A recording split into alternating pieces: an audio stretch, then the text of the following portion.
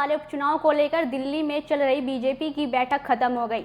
सूत्रों ने बताया कि इन 10 सीटों में से 9 पर बीजेपी और 1 सीट पर मीरापुर आरएलडी चुनाव लड़ेगी। सूत्रों का कहना है कि यूपी की 10 विधानसभा सीटों पर होने वाले उपचुनाव को लेकर बीजेपी की जो बैठक थी वो संपन्न हो गई। इस बैठक में 9 सीटों पर बीजेपी और मुजफ्फरनगर की मीरापुर सीट पर आरएलडी का चुनाव लड़ने का फैसला हुआ है। तो 9 सीटों पर भाजपा अपने उम्मीदवार उतारेगी, जिसमें लगभग आधा दर्जन नए चेहरे हो सकते हैं। 20 अक्टूबर तक भाजपा अपने उम्मीदवारों का ऐलान कर सकती है। बताया गया है कि संजय निषाद मजवा की सीट मांग रहे थे, लेकिन बीजेपी ने आरएलडी को 1 सीट के अलावा अन्य किसी भी साझेदार को कोई सीट नहीं दी और संजय निषाद को मनाने की जिम्मेदारी पार्टी के बड़े नेताओं को सौंपी गई। बता दें कि उत्तर प्रदेश की करहल, मिल्कीपुर, कटेहरी, कुंदरकी, गाजियाबाद, खैर, मीरापुर, मझवा और सीसा मऊ सीट पर उपचुनाव होना है। इन सीटों में 5 समाजवादी के पास थी तो आरएलडी निषाद पार्टी के 1-1, जबकि 3 बीजेपी के पास है। लेकिन लोकसभा चुनाव में जिस तरह से समाजवादी पार्टी के पास थी तो आरएलडी निषाद पार्टी की 1-1 सीट है, जबकि बीजेपी की 3 सीटें हैं। लेकिन लोकसभा चुनाव में जिस तरह से समाजवादी पार्टी ने बीजेपी को चौंकाया,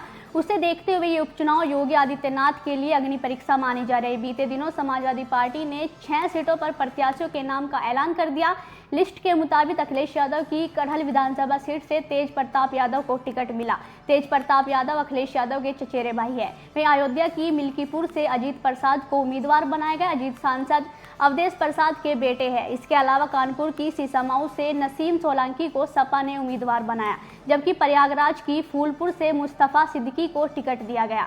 मिर्जापुर से मझवा से डॉक्टर ज्योति बिंद को और अम्बेडकर नगर की कटेहरी से शोभावती वर्मा को टिकट मिला। समाजवादी पार्टी ने 6 में से 4 सीटों पर पिछड़े और दलित उम्मीदवार उतारे, जबकि 2 सीटों पर मुस्लिम चेहरे को जगह दी है।